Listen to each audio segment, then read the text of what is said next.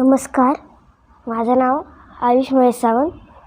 मी unique brain अकॅडमीमध्ये आज अनुभव घेतलेला तुम्हाला शेअर करते.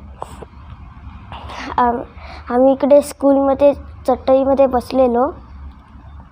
नंतरला तिकडे रामेश्वर मंदिरमध्ये गेलो.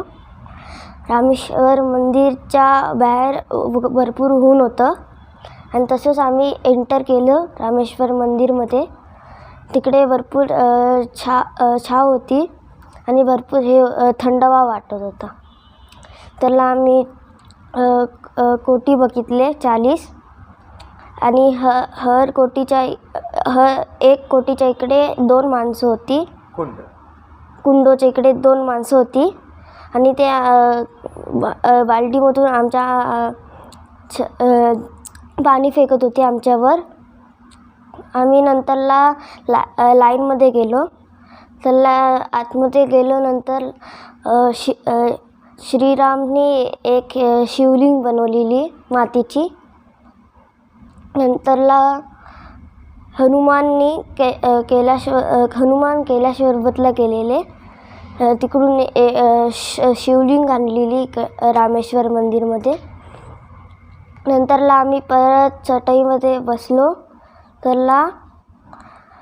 नंतरला आम्ही धनुष गावामध्ये गेलो. तिकडे लेफ्ट साईडला ग्रीनवाला समुद्र होता आणि राईट साईडला ब्ल्यूवाला समुद्र होता. आणि त्याच्या मध्ये एक ब्रिज होता.